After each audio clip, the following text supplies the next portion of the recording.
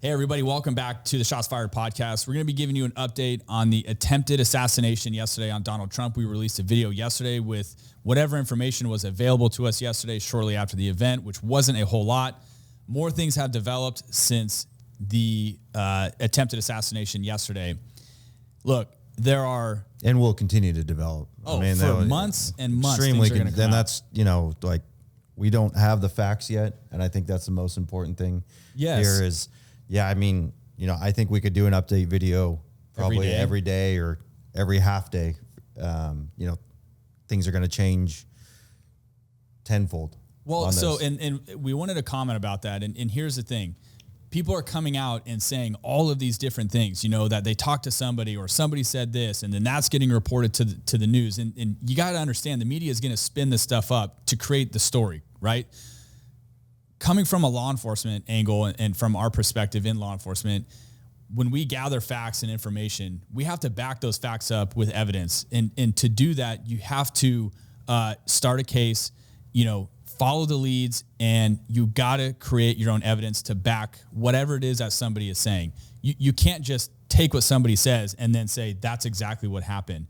And that's why we're going to be giving you our perspective from the law enforcement angle, in that just don't believe everything that you hear right now. And this investigation is going to take a very long time to conclude. I mean, this was a huge event that happened yesterday. This is not going to be treated like just some random shooting. This was an attempted assassination on a former president and presidential candidate.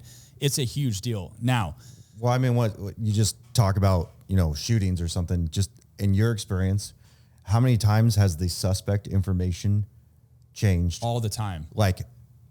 Like extremely changed. Not like, oh, he had long hair, short hair, talking like complete opposite of what they were giving. And, vehicles have changed and everything. And these are people that were actually there. And this is coming from law enforcement. And these are sometimes days after, sometimes immediately after. In my experience doing investigations, so much changes in so much time. And especially when you have thousands of witnesses. Okay, you have thousands of witnesses. So what are the facts right now? They're limited. I don't know. They are very limited. I haven't seen much official statement saying that, this is where this person was. This is what happened before. These were the suspect's actions before, during, after. Leading up to it. These are things that, some of the stuff we can speculate and say these are what we're hearing. And it sounds like some of the stories are actually we're hearing multiple times from multiple people. So more seeming like the facts, but again, not necessarily the facts. How many times do you deal with people during investigations where people just want to be heard, or in this case, they want to be put on some big mainstream media platform? So they're just going to come out and say, well, I was there and I heard this, or I saw this. Well, you don't exactly know that that's what they heard or saw. People could be saying these things just to get the attention from being there. We see that happening all the time. And when you're dealing with investigations, how often do you get leads or somebody will give you a tip on something that they're pretty firmly believe to be true? Oh. You do the follow-up on it, and it's completely false. All the time. It happens all the time. And so, again, that's why we want to come at you from the law enforcement perspective, an unbiased opinion on this whole thing, and an unpolitical view. Obviously, I'm going to say the violence and the rhetoric and between both sides of the aisle, it's gone completely, it's gotten crazy. And now things like this are happening, which is completely uncalled for. But let's start with the fact that, okay, we know the guy was on a roof. All right. We've pulled up aerial maps on our cell phones. There are several buildings around where this Trump rally took place. I don't think that it's fair for people to come out and just immediately start pointing fingers at who failed in this whole thing, right? Everybody's pointing the finger at the Secret Service saying that they failed. Maybe they did and maybe they didn't. What I will say is when you're involved in some type of major operational planning, such as a presidential candidate rally with a former president in dealing with the Secret Service, that is a massive undertaking, and things do not get taken lightly. And I find it very hard to believe that somebody just completely forgets that there's all these buildings around, which gives somebody the high ground, leaves it unattended, and is just completely unaccounted for. causing this to happen. Now I know where everybody's thinking, well, it did happen. Okay, so let's start with that. Yes, we know the guy was on the rooftop. We know that he fired 8 shots before he was fatally wounded by the Secret Service counter-assault team. How he got on the roof, we don't know. Nobody knows that right now. The only people that are going to know that are the boots on the ground there doing the investigation to figure out how this guy got on the roof. They are going to be scouring cameras. If there's, any type of video surveillance on those buildings, they're going to find out how that occurred.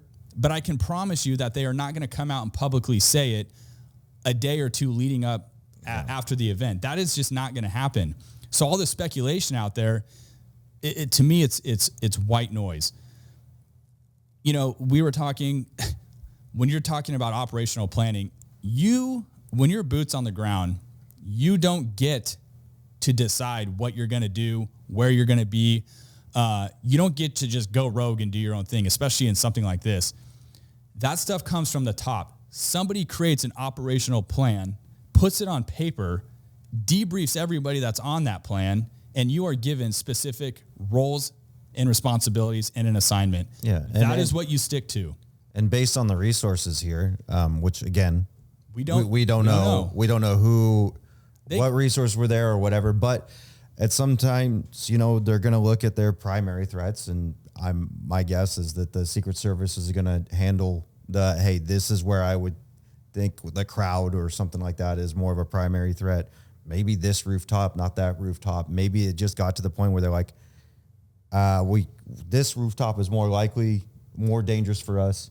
We're going to cover that one. Based on like shot angles and again, I don't know. And that rooftop where the suspect ended up being, we're going to have a local law enforcement, a security agent. I mean, whatever it may be. And it could even get to, I don't know the laws of Pennsylvania. They could have gone to the business owner or the owner of the building and said, hey, we want to put someone on your roof. And for all we know, they could have said no.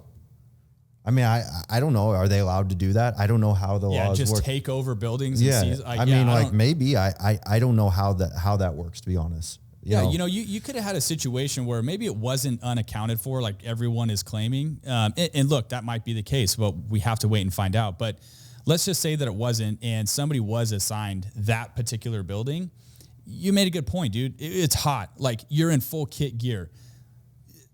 The last assassination attempt was in 1981 on Ronald Reagan, and there hasn't been one since then.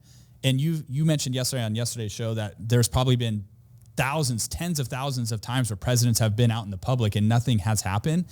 What if one person was assigned that building and decided, you know what? It's hot. I don't feel like sitting on the rooftop and baking all day in this. I'm gonna go sit in the shade somewhere, or maybe I'm gonna go chill out in my car for a little bit. We don't know. Or I mean, even more so, maybe it was one officer for that entire complex. And I mean, I'm guessing there was some sort of fence or I don't know, something that somehow that they delineated. These are the people that are inside the rally, and these are the people that are at work or wherever that building is.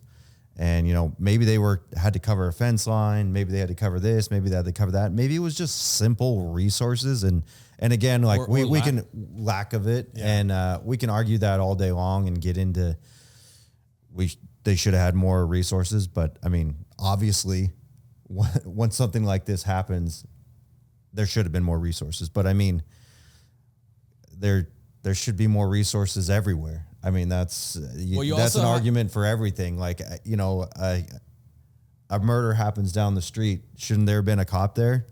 I guess maybe. Yeah. I don't know. Well, you also have the Republican National Convention starting actually today, the day of this recording, and that's starting to kick off.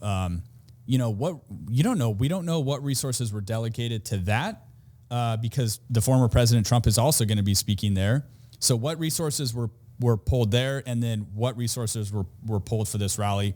I think as far as the outer perimeter stuff goes, like you just mentioned it, I just think people, you guys got to understand that these operational planning things, you are assigned certain roles and responsibilities. And like Billy just said, like if you're responsible for a fence line or a particular building or this part of a parking lot, that's your role and responsibility, and you're trusting everybody else that is a part of that plan to be responsible for their for their area of responsibility. So I don't want to sit here and say, we can't just sit here and say, point fingers at the Secret Service and say they failed us. It's their fault that this happened.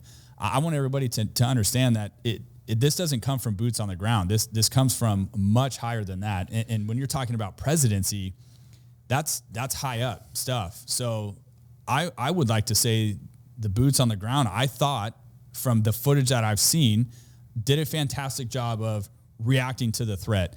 The sniper on the rooftop that took him out, that was positioned above Trump, people are already putting out videos of him taking too long to take the shot. It's like, well, come on. But I think that we can sit here and we can say, hey, come to the defense of some people that have, taken some shots right now. The fact of it is, I think that if you ask any Secret Service agent right now, should that rooftop have been covered? Yes. Yes. The answer to that would be yes. The simple answer is yes. Of course. Of course it should have been covered. Any elevated position that has a clear view of where the dignitary or the protectee is should be covered. Right. Up to, I would say, past 500 yards even. And this seems that like it was well within that. How did it not get covered? Whose fault it is? If it is, it's got to be someone's fault, I would say. Somebody dropped the ball some group somewhere. of people. But it's way too early for us to say, hey, this is what should have happened.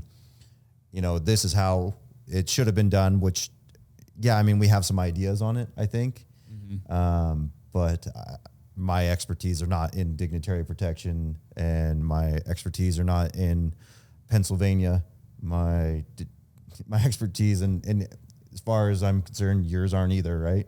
No, that's why I think we're just giving the general public who's more probably watching this an idea of the law enforcement perspective inside of this. Is there's just so much more that goes into this than people think. And I think, unfortunately, when something goes wrong, we're so quick to point the finger, over something that went right, because how many rallies have happened where nothing went wrong, Again, maybe not thousands of rallies. I don't know rallies, but a lot. You're talking, Trump's been involved with plenty of rallies that went without, I don't even know without a hitch. For all we know, there could have been, the last rally, there could have been a shooter on a roof somewhere. I don't know. And Secret Service took care of it. However they do. They're not going to be always completely transparent about the attacks and stuff. Nope. And they're definitely not going to be transparent about how they counteracted an attack, because that's insider. That's security, operational security stuff. Like you were talking about there yesterday, you read the Secret Service reaction to a threat or something like that, or to an assault, whatever it was. And you were able to read on, and I was like, that's online. I remember before we even got on air, that's online.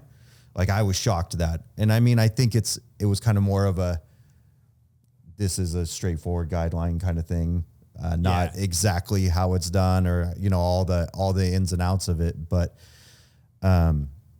it's just, things are, we don't know a whole lot. I think we don't. Is what it comes down to. I just wish people would pump the brakes a little bit, or at least get some information about, how these things are how these investigations are kind of conducted, or really what goes into it. But at the end of the day, we do try to come at this show from an unbiased opinion on everything, and we try to just be transparent, including law enforcement, I think. And here's the thing: we will not. Mistakes were made, absolutely. Mistakes are made every day. But let's figure out where those mistakes were made. Let the investigation play out. Find out how that happened, and then we can come back to the table and talk about, okay, this is what went wrong. We can't ever let this happen again, and we need to move on. That's how we learn. You're never going to 100%. You can't sit there and say mistakes are never going to be made, and you can't 100% protect somebody from somebody that wants to do evil to them. You can only do your damnedest to try to prevent it. It's never going to be 100%. Now, we do know that they found the suspect's vehicle parked in a neighborhood, nearby. They found explosives inside the vehicle. They ended up doing a search warrant at his house. Sounds like his family's cooperating with the investigation. They found explosive making material in his house. Maybe this guy had bigger plans. Who knows? Again, that information hasn't been released. That's all going to be a part of the investigation as well. And I just think this is going to take a long time to play out. But I think we're going to be hearing about this the rest of our lifetime. Yeah, I mean it's something we'll be.